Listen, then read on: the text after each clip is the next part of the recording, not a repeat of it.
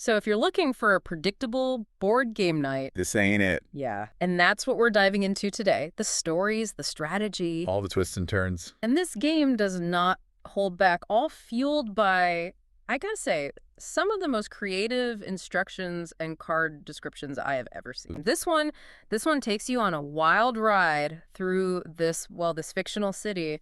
It's a place where every single choice you make, every deal you strike, every roll of the dice could lead you to a mountain of Zaka or, well, land you straight in prison. Yeah, it really is kind of remarkable how they took that classic board game formula. You roll the dice, you move your piece around the board, you're trying to come out ahead. It's all there. But then they layer on this whole social dynamic you just don't see very often. You're not just battling the game itself, you're sizing up everyone else at the table. Absolutely. And the rule book, which by the way, we've got excerpts from right here, calls it a game of, let me get this right, survival strategy and social dynamics. Yeah. They're not kidding around. I mean, we're talking about using shot glasses as game pieces, using Zaka, that's the city's currency. Currency, favors, secrets, you name it, flows in, flows out, never stays put for long. Sounds like my bank account. And if you hit 0, Uh, you're officially a bum. a bum. Let's get back to the game board itself. We start at a place called, get this, the Trap House. Not exactly what I'd call a promising start. Definitely sets the tone, that's for sure. Sure. But what really gets me is how the board's divided up into these color-coded zones: purple, orange, green, and blue. Each color stands for a different district in the city, each with its own vibe, its own opportunities. So are we talking Monopoly with a serious upgrade here? It's not just about scooping up properties. It's about navigating this whole network of social interactions and potential traps. That's it, exactly. Think of it like this. Those colors, they're your guide to the social ladder in Davado. Who you meet, what you face, it all depends on where you land. You got to figure out who to trust, who to steer clear of, and when to take a chance.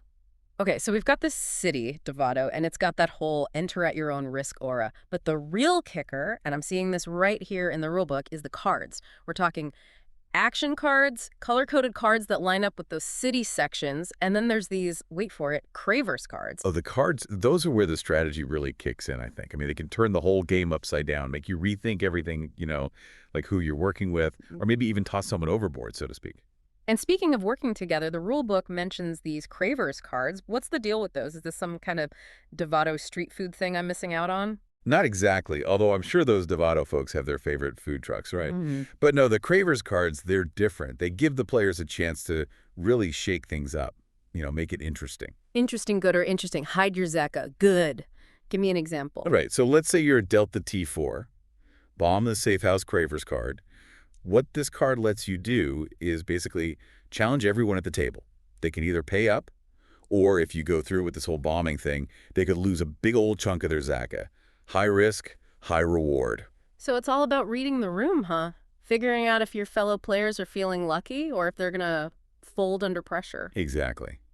And that's what makes Davado2020 more than just rolling some dice and hoping for the best. It's like a social experiment disguised as a game. Which circles us back to those color-coded cards we talked about before. You were saying they add another layer to this whole thing. Right. It's not just about where you end up on the board, but the kinds of characters and situations those cards throw at you in each district. It's like Davado itself is letting you in on its little secrets, its schemes, through these cards. Okay, hold on. Secrets, schemes, what kind of secrets are we talking about here? All right, well, let's take a look at the purple card, Mommy Jewel, for instance. Now, the rulebook describes her as someone who's got some serious pull in Davado, definitely a power player. But her card, it hints at something bigger, like a web of alliances and rivalries, and suddenly the game takes on a whole new meaning.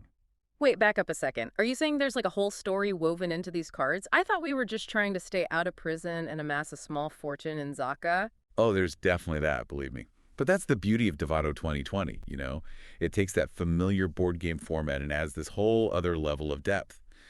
Those cards, like that Mommy Jewel card, they suggest there's a much bigger story unfolding behind the scenes. It's like eavesdropping on the city itself. You pick up rumors, you get a feel for the characters. Just start piecing it all together. Exactly. Like Davado's got its own gossip mill. And we're all plugged in. And just when you think you're getting the lay of the land, Bam! Cards hit the table. the plot thickens. And let me tell you, Davado2020, they did not skip with the cards. Okay, so walk me through this. What kind of chaos are we unleashing with these cards? You've got your action cards, your cravers, your bangers, but it's the little things, The descriptions. Yeah, the way they capture the humor, the Yeah. chaos, that's what gets me. Give me an example. What kind of story does a Davado card tell? And I've heard whispers about this wild accusations card. Tell me everything. A classic is high-stakes Davado at its finest. You're accusing another player of trying to steal your Zaka. Bold move. Could pay off big time. Or, It blows up in your face. exactly. But that's part of the fun, isn't it? Risk versus reward. Very Davado. See? You get it. Yeah. But hey, it's not all cutthroat. There's a lot of fun baked in, too. Remember those pop culture references we were talking about? Oh, yeah. Didn't you mention a chop suey card? A Clockwork Orange. Classic. Nice. And that's just one example. You start to notice all these little Easter eggs hidden in the cards, movie quotes, song lyrics. It's like they're in on the joke. Exactly. Like they're saying, we know you get it. Adds a whole other layer to the game. Definitely not your average board game. Okay, this loved to death card. What's the deal with that one? Sounds intense. All right, picture this. You've got your hands on this painting, right? But this isn't just any old painting. It's got, as the card says, good juju, meaning Zaka every turn. So it's like this strategic power play disguised as an art deal. I love it. Right. But here's the catch. Another player, they can swipe that painting from you, just like that. Davado keeps you on your toes, man. Until the very end. So we've got the locations, the cards, but what about the people? Oh, yeah. Who are the movers and shakers? The ones to watch out for? Give me the inside scoop. Okay, so there's Lainey, life of the party, always up to something. Who else? There's Lydia, always lurking in the shadows. Serious? Nobody knows what she's really after, but she's got her fingers in all the pies. And I keep seeing this name, Reed Argueta. Who is he? He's like the big cheese on Green Mile Road, right? Yeah. And Green Mile Road, if I'm reading this map right, that's where the real action is. We got it. High rollers, big spenders, fortunes won and lost in the blink of an eye. That's Green Mile Road. And Reed Argueta, you don't want to be on his bad side. My head is spinning, I'm not going to lie. It's like we've gone from learning the rules to uncovering this whole web of characters, alliances, betrayals. Davado 2020, it sucks you in. It really does. And that's what makes this so different. It's not like those video games where you're just following a script. In Davado 2020, you're calling the shots. Your choices, they matter. Those choices you make in Davado, Yeah. they can tell you a lot about yourself. How you deal with pressure. Who you trust. Exactly. Your moral compass, even. Whoa. So you're telling me I'm actually like on this journey of self-discovery? Maybe without even realizing it. That's wild. That's Davado. It doesn't beat you over the head with a message. It just lets you discover it for yourself, organically. I'd have to say, pay as much attention to the people around you as you do to the rule book. Seriously, learn to read the other players, get a feel for their moves, and then use that to your advantage. Davado, it's a city that rewards street smarts as much as luck. You know what I mean? So it's not enough to just know the rules. You got to know who you're playing against. Know when to make a deal, when to call someone's bluff, and when to slam that bomb the safe house card down and watch the fireworks. Now you're talking. Yeah. Embrace that element of unpredictability. That's what makes it so fun, right? Those twists and turns you don't see coming. It's Yeah, about letting go, embracing the chaos, having a little fun along the way. And we're going behind the scenes for this one. Straight to the creator's business plan. So we've got Delaney, and his story is really important here. This game, Davado 2020, it comes from his own life. Yeah, it's not just some random idea, right? It's rooted in his experiences growing up in Topeka, Kansas. He's really woven his background into everything. The locations, the characters, even some of the tougher themes he's dealing with. Doesn't shy away from that at all. It's like he bottled up his life experiences, good and bad, and poured them into this game. Yeah, totally unique approach. He even mentions this thing called Kansas Party Crew in the plan. Sounds like he's always been about bringing people together, even before the board game idea. I gotta ask, What? why? Why make a social bomb? That's where it gets really interesting.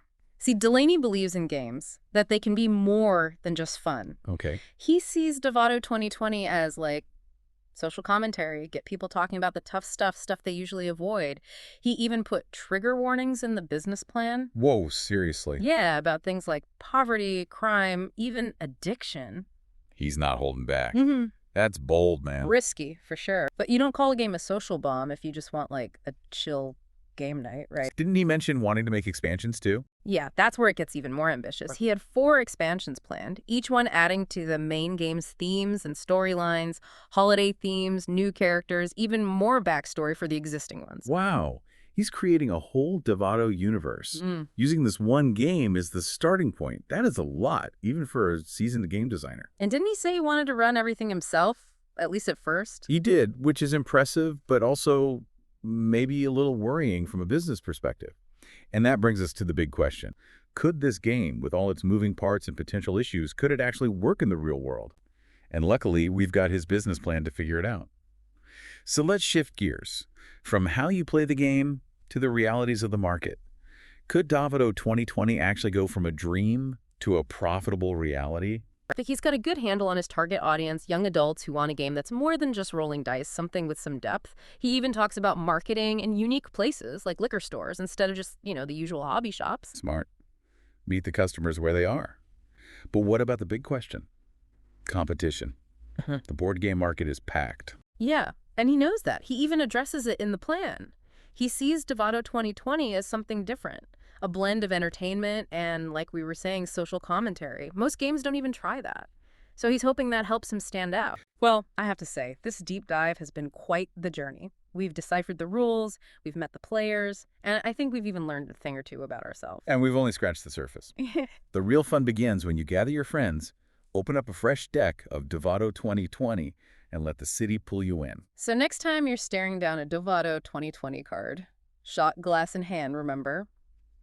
This isn't just a game, it's a social experiment. It's a commentary on urban life in all its messy glory. And who knows, it might just hold up a mirror, forcing you to confront your own choices, your own desires.